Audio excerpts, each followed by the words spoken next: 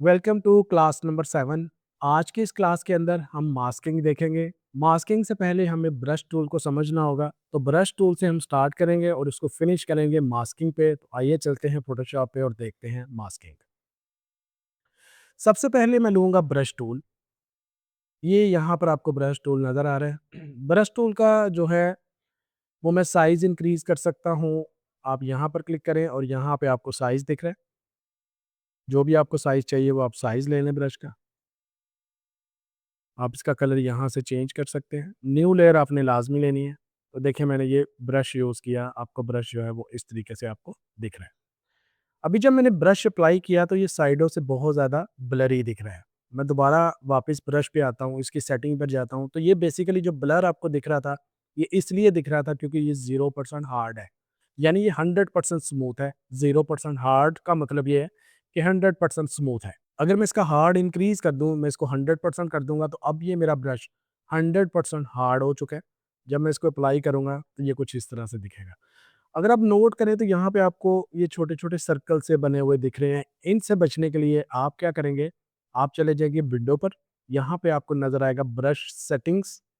और brush settings के अंदर आप क्या करें, इसकी जो स्पेसिंग है इसको 0 कर दें। 0 नहीं होगी, ये 1% पे रहेगी, तो आप इसको 1% कर दें और इसको क्रॉस कर दें। अब अगर मैं ब्रश लूँगा तो देखिए ये बिल्कुल स्ट्रेट आपका ब्रश जो है वो लगा है। तो ये है आपका स्मूथ ब्रश और हार्ड ब्रश। यही चीज़ मैं अपने माउस के साथ और कीबोर्ड के साथ भी कंट्रोल कर सकता हूँ। कैसे? अगर आप ऑल्ट का बटन प्रेस करें, अपने माउस से राइट क्लिक करें और ड्रैग करें माउस को ऊपर की तरफ, तो ये ब्लर होता जाएगा। यानी ब्रश मेरा स्मूथ हो जाएगा। अगर मैं इसको ड्रैग करूँ नीचे की तरफ, तो मेरा ब्रश जो है वो हार्ड हो जाएगा। अगर मैं अपने माउस को राइट साइड पे मूव करूँ तो ब्रश का साइज़ बड़ा होगा, लेफ्ट साइड पे करूँ तो ब्रश का साइज़ छोटा होगा। तो 4 काम मैंने माउस और कीबोर्ड की मदद से किए। मैं दोबारा बताऊँगा। ऑल्ट का बटन प्रेस करें, राइट क्लिक करें, माउस को ऊपर की तरफ लेके जाएँ तो क्या होगा? स्मूथ। नीचे की तरफ लेके जाएँ, हार्ड। राइट साइड पे लेके जाएँ, ब्रश का साइज़ बड़ा। लेफ्ट साइड पे लेके जाएँ तो ब्रश का साइज़ छोटा हो जाएगा। अब ब्रश का कलर यहाँ से चेंज कर सकते हैं। जो भी आप कलर करना चाहें। एक और चीज़ बताता हूँ आपको, बहुत इंटरेस्टिंग है। फ़र्ज़ करें कि मैंने पहला पॉइंट यहाँ पे ले लिया, अगर आप शिफ्ट प्रेस करके अगला पॉइंट जिधर भी लेंगे, ये एक स्ट्रेट लाइन आपको बना देगा। एक पॉइंट मैंने यहाँ पे लिया, अगला पॉइंट मैं यहाँ पर ले रहा हूँ। तो ये आपको इस तरीके से स्ट्रेट लाइन्स भी मिल सकती हैं ब्रश से। और इंटरेस्टिंग चीज़ ये है कि ये अलग पड़ी हुई हैं, आप इसको किसी भी जगह पे अपने डिज़ाइन में यूज़ कर सकते हैं बहुत आसानी से। तो ये देखें, अगर मैं इसके नीचे एक लेयर ले लूँ और उसका कलर मैं कर दूँ थोड़ा-सा डार्क, तो ये कुछ इस तरीके से आप अपने ग्राफ़िक्स बना सकते हैं। अभी चलते हैं हम मेन टॉपिक के ऊपर, जो है हमारा मास्किंग का। ब्रश टूल इसलिए ज़रूरी था क्योंकि मास्किंग के अंदर हम ब्रश का यूज़ करेंगे। अभी देखिए, हमने पिछली से पिछली क्लास में टेक्स्ट टूल देखा था और हमने वहाँ पर लिखा था कॉफ़ी, और मैंने इस कॉफ़ी को क्या किया था, इसके डबल ई को रिमूव करने के लिए मैंने डबल ई का जो स्पेसिफिक पार्ट था एक, उसको रिमूव करने के लिए अपने टेक्स्ट को राइट क्लिक करके रेस्टराइज़ किया था, यानी मैंने इसको शेप में कन्वर्ट किया था। जिसका नुकसान ये होता है कि हम बाद में टेक्स्ट को चेंज नहीं कर सकते। इस चीज़ से बचने के लिए अब हम मास्किंग का यूज़ करेंगे। तो ये देखें, ये मेरी टेक्स्ट की लेयर है। यहाँ पर देखें आप, तो आपको एक बटन नज़र आएगा लेयर मास्क का। मैं ये लेयर मास्क पे क्लिक करता हूँ, तो यहाँ पे आपको एक वाइट कलर की लेयर शो होना शुरू हो जाएगी अपने फ़ॉन्ट के साथ। अभी देखिए, ये वाइट कलर का मतलब ये है कि जब तक ये कलर वाइट है, मेरा टेक्स्ट मुझे क्लियरली दिख रहा होगा। अगर मैं इस वाइट लेयर के ऊपर ब्लैक कलर करना शुरू कर दूँ, तो उतने एरिया पे जहाँ पे मैं ब्लैक कलर का ब्रश करूँगा, मेरा टेक्स्ट वहाँ से हाइड हो जाएगा। अभी देखिएगा, मैं ब्रश टूल लेता हूँ, कलर मैं अपने ब्रश का कर देता हूँ वाइट, और ये ब्रश मैं अब जिधर भी चलाऊँगा, वहाँ पर मेरा फ़ॉन्ट जो है वो हाइड होना शुरू हो जाएगा मास्किंग की वजह से। तो मैंने रहना यहाँ पर है। अगर मैं ब्लैक कलर करता हूँ तो देखिए मेरा उतना-उतना जो है वो फ़ॉन्ट रिमूव हो गया। उतना-उतना फ़ॉन्ट जो है वो मेरा रिमूव हो गया। उतना फ़ॉन्ट रिमूव हो गया, एंड सो ऑन।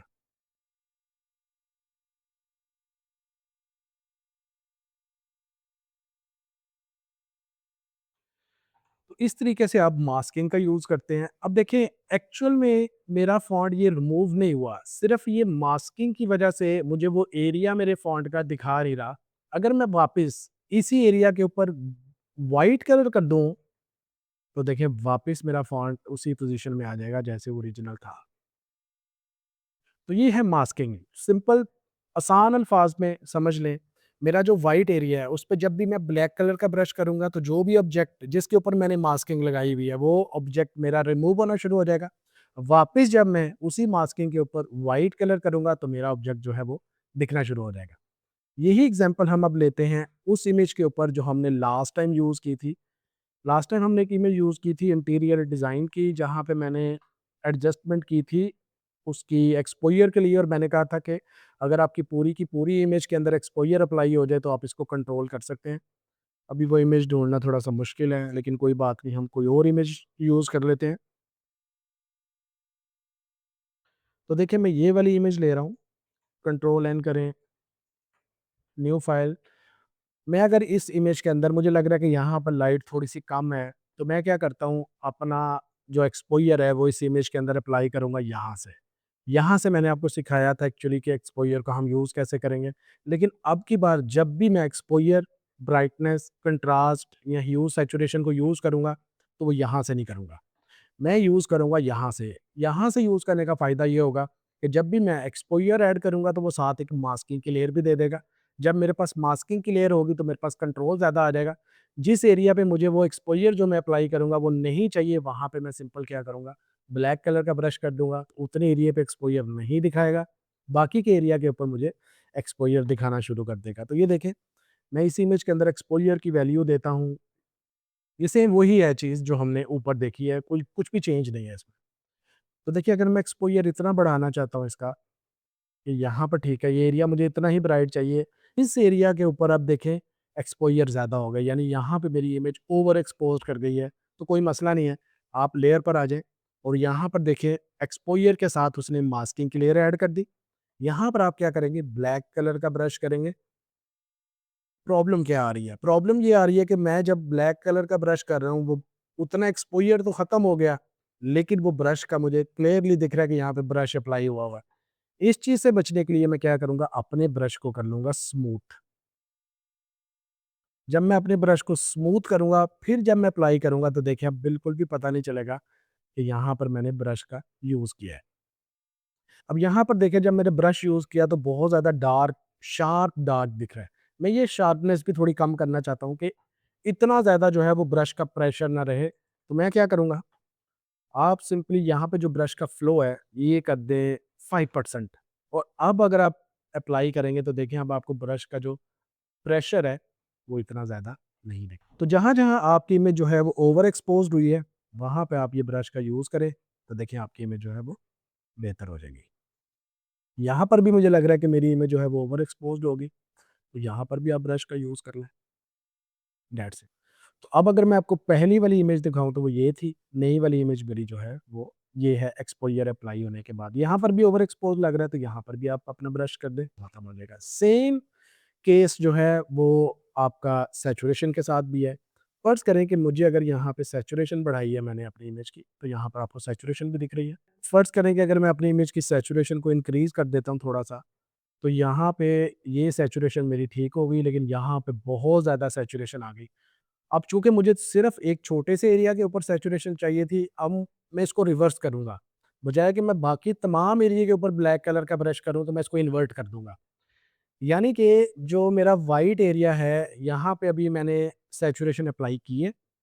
मैं चाहता हूँ कि ये सारी की सारी इमेज मेरी ब्लैक कलर में चेंज हो जाए, ताकि जब मैं उस ब्लैक के ऊपर व्हाइट कलर का ब्रश करूँ, तो सिर्फ़ वो वाला एरिया हाइलाइट हो जाए, जहाँ पे मैंने सैचुरेशन अप्लाई की थी। तो मैं क्या करूँगा, कंट्रोल आई प्रेस करूँगा। जब मैंने कंट्रोल आई प्रेस किया तो मेरी इमेज बाय डिफ़ॉल्ट अपने उसी मोड पे चलेगी, जहाँ से मैंने इसको सैचुरेशन देना शुरू की थी। रीज़न इज़ क्योंकि यहाँ पे पूरे का पूरा ब्लैक कलर हो चुका है। अब इस ब्लैक कलर के ऊपर अगर मैं व्हाइट कलर का ब्रश करूँगा, तो मुझे सिर्फ़ उन एरियाज़ के ऊपर सैचुरेशन दिखाएगा जहाँ पे मुझे चाहिए। तो देखिए अब क्योंकि इसका मैंने फ्लो बहुत कम रखा हुआ है, मैं फ्लो इसका 100% कर देता हूँ। तो देखिए वो सैचुरेशन जो मेरी थी वो वापस आ गई। जहाँ-जहाँ पे अब मुझे सैचुरेशन चाहिए, मैं जस्ट उस एरिया के ऊपर अपना ये ब्रश करूँगा, तो मुझे वो सैचुरेशन मिल जाएगी।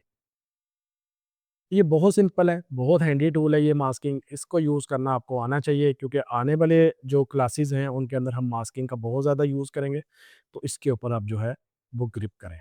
इसी क्लास के साथ मैं आपको एक और चीज़ बताता हूँ जो कि ब्लेंडिंग ऑप्शन से रिलेटेड है। हम देखते हैं ब्लेंडिंग ऑप्शंस। तो अभी देखिएगा मैं क्या करूँगा, मैं ब्लेंडिंग ऑप्शन से अपने फ़ॉन्ट को थोड़ा-सा और स्टाइलाइज़ करूँगा। कैसे?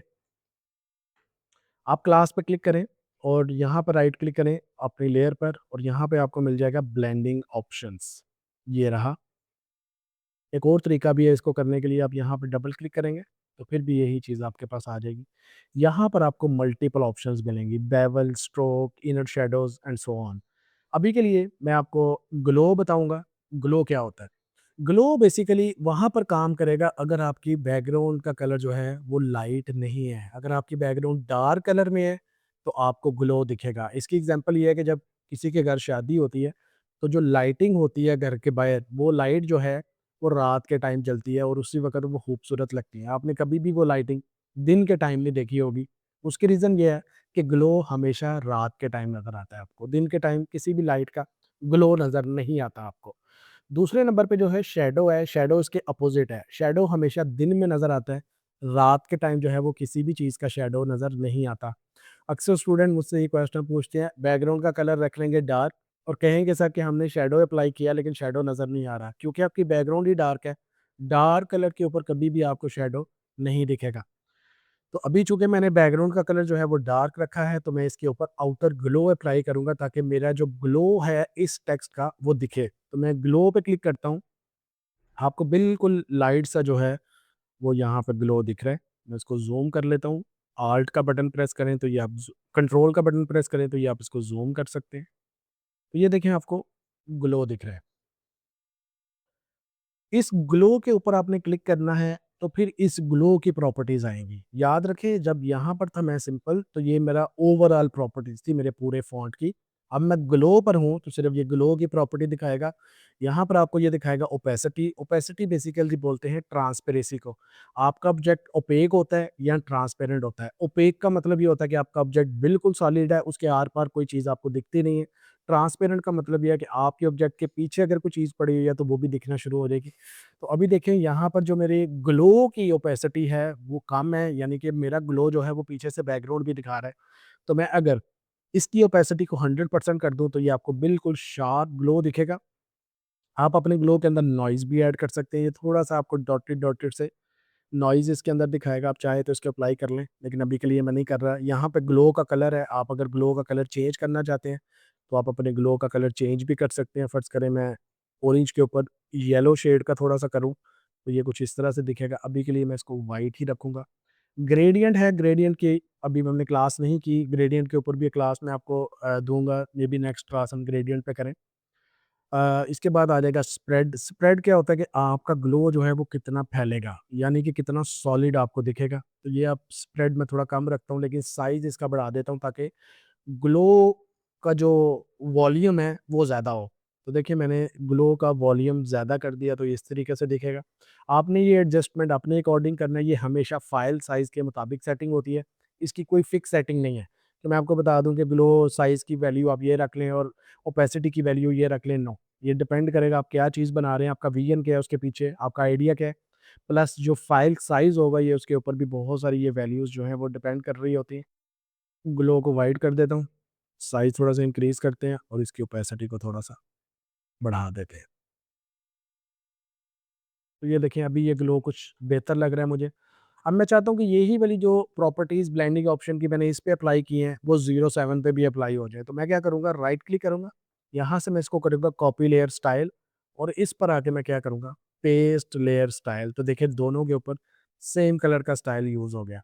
अब मैं करना ये चाहता हूँ कि जो 07 है और जो क्लास है, इन दोनों में थोड़ा-सा फ़र्क दिखे, यानी शैडो दिखे ताकि क्लास थोड़ी-सी पीछे दिखे और 07 थोड़ा-सा ऊपर दिखे।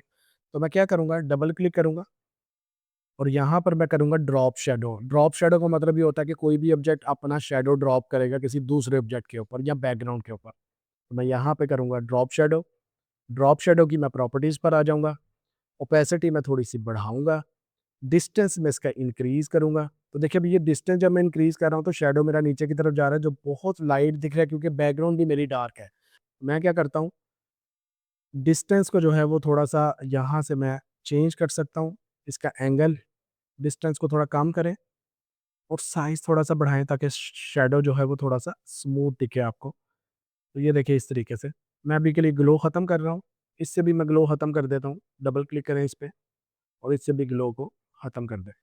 तो ये देखिए अभी 07 और क्लास दोनों में आपको एक वाज़िया फ़र्क दिख रहा है कि जो 07 है वो थोड़ा ऊपर है और क्लास जो है वो थोड़ा-सा पीछे है। इसी तरीके से आप जो है वो इनर ग्लो का यूज़ भी कर सकते हैं इसके अंदर। ये क्या करेगा बेसिकली, ये आपके ऑब्जेक्ट के अंदर वाली साइड पे आपको ग्लो देगा। बाकी सारी सेटिंग वही है, आप इसको खुद चेक कीजिएगा। होगा क्या कि अब मेरा ग्लो जो है वो अंदर की तरफ है, ऑब्जेक्ट के बाहर की तरफ नहीं है। पहले जो मेरा ग्लो था वो अंदर की तरफ था और अब मेरा जो ग्लो है वो पहले जो मेरा ग्लो था वो बाहर की तरफ था और अब जो ग्लो है वो अंदर की तरफ है। तो ये था आपका ग्लो। इसके अलावा अगर आप देखें तो यहाँ पे आपको पैटर्न ओवरले मिल जाएगा। पैटर्न ओवरले बेसिकली क्या होता है? पैटर्न ओवरले के अंदर आपके पास ये कुछ टेक्सचर्स दिए हुए हैं। आप ये टेक्सचर्स अप्लाई करके भी ओपेसिटी अगर कम कर दें इसकी तो ये कुछ इस तरह से रस्टिक टाइप आप इफ़ेक्ट्स बना सकते हैं अपने टेक्स्ट के अंदर। अगर यही इफ़ेक्ट मैं यहाँ पर चाहूँ तो मैं यहाँ पर भी कर सकता हूँ, पेस्ट कर दें, तो ये देखें। बैकग्राउंड को मैं अभी के लिए हाइड कर देता हूँ ताकि आपको ये इफ़ेक्ट जो है वो ठीक नज़र आए। तो ये देखिए एक रस्टिक सा आपको इफ़ेक्ट मिल जाएगा। अगर मैं इसके ऊपर अब शैडो दूँ, तो ये बहुत आपको इंटरेस्टिंग इफ़ेक्ट देगा। ओपेसिटी इसकी थोड़ी-सी बढ़ाएँ, डिस्टेंस थोड़ा-सा इंक्रीज़ कर दें, ओपेसिटी थोड़ी-सी डिक्रीज़ कर दें। तो ये देखिए, इस तरीके से जो है वो आप अपने टेक्स्ट को स्टाइलाइज़ कर सकते हैं मज़ीद। एक चीज़ मुझे यहाँ पर और याद आई है, वो मैं पहले आपको बता दूँ, फिर मेरे ज़हन से निकल जाएगी, बहुत इंपॉर्टेंट चीज़ है। उसको बोलते हैं क्लिपिंग मास्क। क्लिपिंग मास्क भी एक चीज़ है जो बिल्कुल मास्किंग की तरह है।